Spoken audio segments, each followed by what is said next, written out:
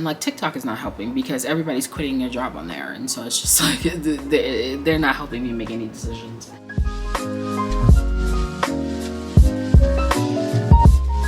So I think this room is probably nicer than the last two rooms. But this is the Spring Hill Suites by Marriott. This is the front door when you first walk in.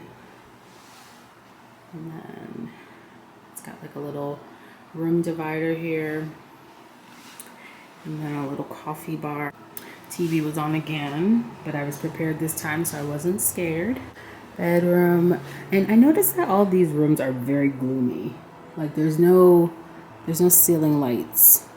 So everything's pretty gloomy, but that, I mean, that's fine for me. But and this is a nice little setup for me because I think I'm gonna work tonight because I haven't worked in the last 2 nights and I need to kind of recoup some of this money. And also this hotel is next door to an IMAX theater. View of the highway and some mountains. I forgot this was the mountain view room. Oh, I didn't even say where I was. I'm in Salt Lake City, Utah right now. I'm not gonna be doing anything extravagant here. I don't ski and I don't do snow, so we ain't gonna be doing all that. This is like my ideal apartment. Like nice size apartment, movie theater right outside.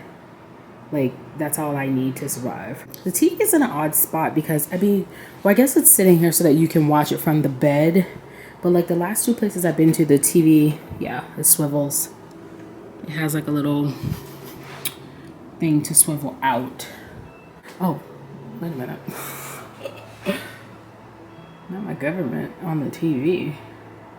And I like these little barn doors. Like, so if I had an apartment like this, it doesn't have that automatic cut on thing, because that last bathroom was so annoying with that. Like every time I walked past, it was just like turning on and then it took forever to cut off. But anyway, so this bathroom doesn't have the standard shampoo, soap, all that stuff. I'm losing track of how many places I've been to these last 4 days. Toilet, little sink, enough towels, stand-up shower where I like. Got a little closet.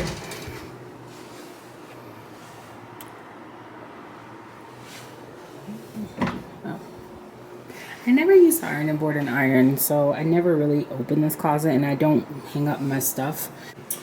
We are only going to be here for less than 24 hours. Wake up in the morning, eat, and then we are going to get back on a flight because I have to pick up my nephew. My hands are so dry. Alright, well, I'm going to see if I can pick up a few calls, and then if not, I'm probably just going to go to sleep and then maybe see a movie later.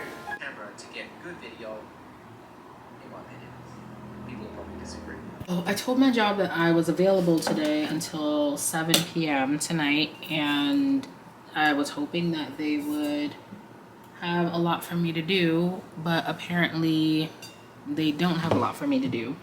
They said that they had like walk-ins and patients scheduled, and I've been sitting here. I've only had 1 call, and I started at 2:15 p.m. and right now it is 7 p.m. Utah, 6 p.m. there. So my shift is almost over with them. So I'm just like, if you say that you need help, then utilize the help. Don't tell me you need help and you really didn't need help. Because like I could have been asleep. Yeah. And like I just like I've only been working this company since August, and I've already been through 3 different bosses right now. We're on our 3rd one. And she just started like over the weekend, and she works in intake as well, so she kind of is familiar already with the team. She's not new to the company, but she's new to all the issues that I'm about to lay on her. And so she asked me to schedule myself for these specific days, and I was like, no, I don't think I'm gonna be putting myself on the schedule anymore. That's what I told her. I'm not putting myself on the schedule. If I can work, I will let you know. If I can't work, then I won't. And so she kind of was like, oh, okay, I understand, so that means no. And I'm just like, yeah, that means no, and this is why. I didn't want her to think that I was just kind of being insubordinate. Like, I kind of wanted her to know what was going on. And so I explained to her that I just feel unheard and unappreciated. And that's kind of how I felt at my last job. And the only reason why I'm here at this job is because this company stole all of my contracts from my other jobs to where I couldn't feed myself and my livelihood, and I was stressing out. And so I had to like jump ship into the company that was stealing business. When I was younger, I was a person that bounced from job to job. Like, bouncing from job to job was not an issue for me as a child, like 16 through like 20 something years old. Things didn't work out, went to the next place. But once I got my degree and I actually started working in my field, jumping from job to job didn't seem like the most appropriate thing to do anymore. It seemed like I needed to start to like, actually work a job for a certain amount of years. So now I'm here with this company, and I've only been with this company since August. I want to work from home. I want to do this work, and I am appreciative that this is even an option for me. It's just a lot. Like, and it's my own fault. This whole thing is my own fault. Like, I have nobody to blame but myself. I put myself in this situation, and now I just have to get myself out of it.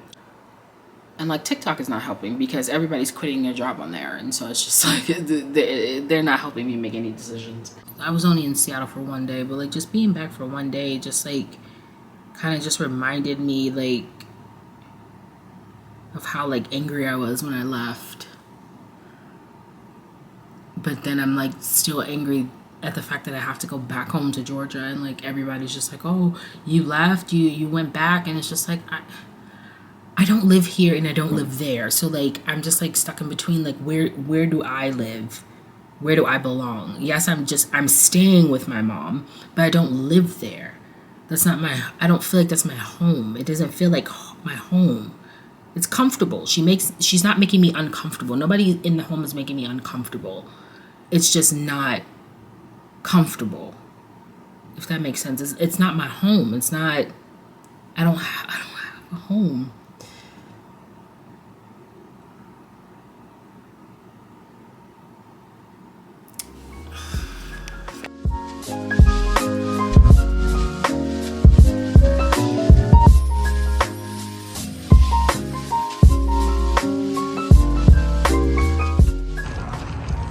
There's like a bowling alley and a theater across the street. So there's a hotel, bowling alley. So I'm gonna be the only one in this theater.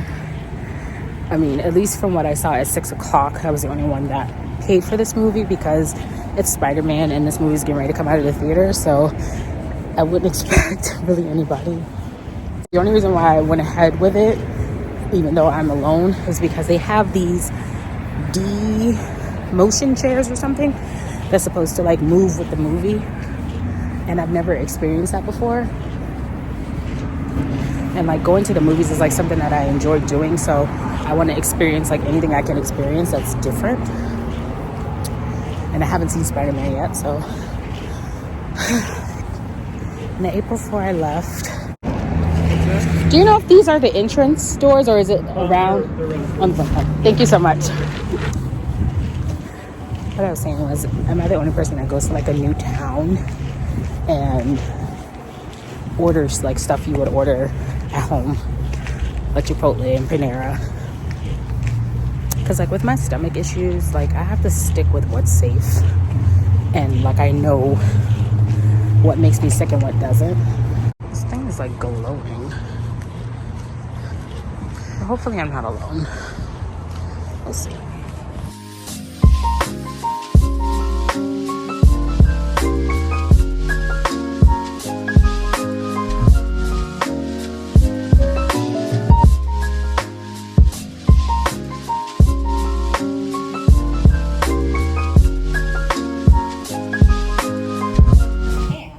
So very first impression, these chairs are not comfortable.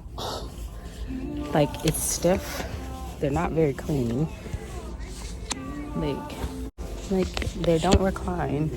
They're like super, like, I feel like I'm sitting straight up.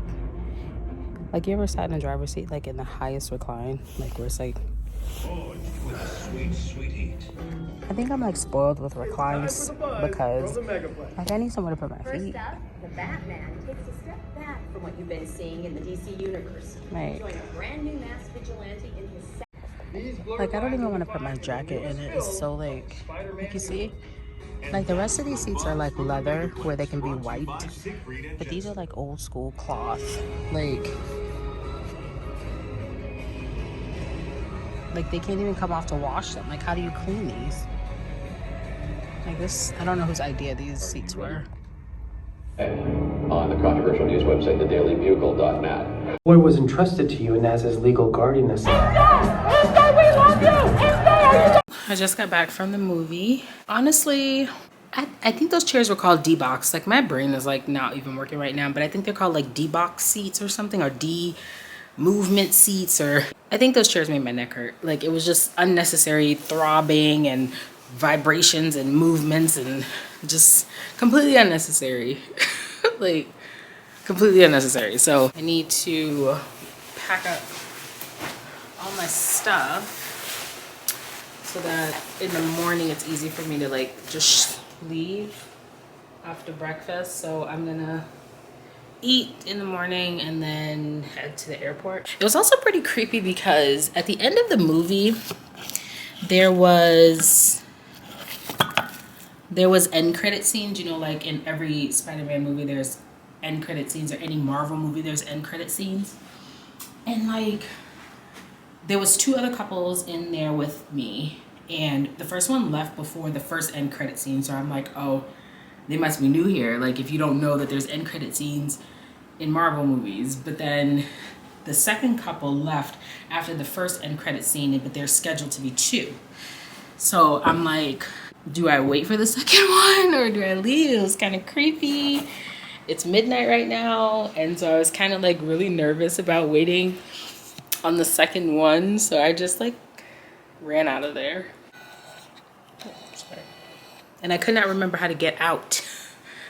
I had no idea how to get out of there. Turned around and then a lady just happened to like come up while I was leaving, and she's like, oh, that door is locked over there. You gotta go this way. So I don't know how she knew.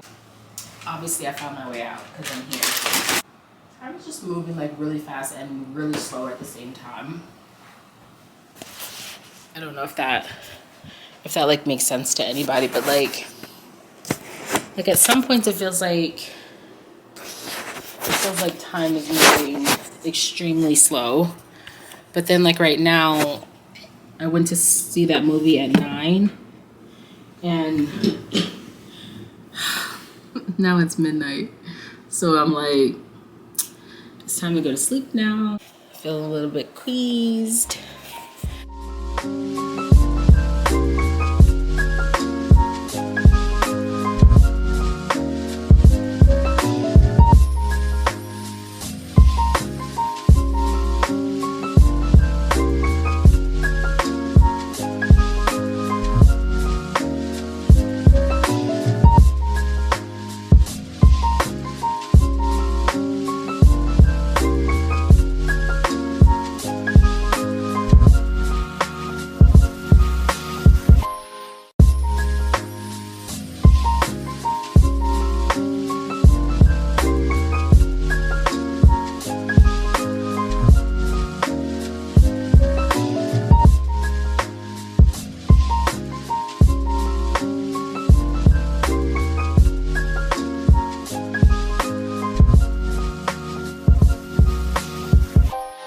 So like I really like this couch for me.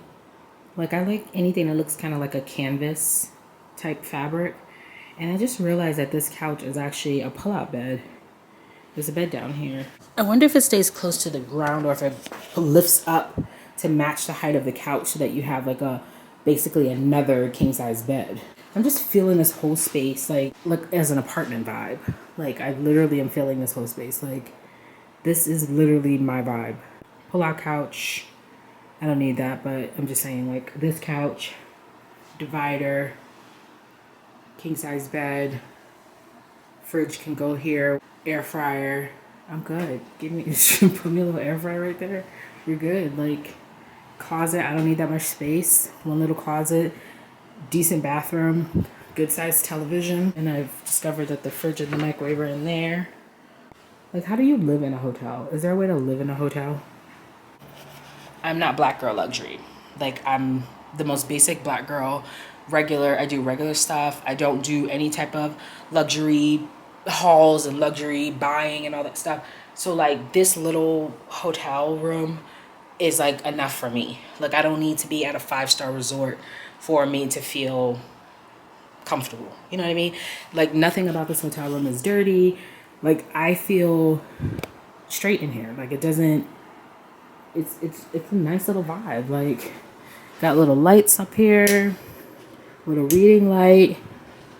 Like, I'm just like I mean, I don't know about you guys. I'm feeling it. So, you don't have to feel it with me. I can feel it by myself. I don't need you to feel it with me, but like, yes. It's a yes for me.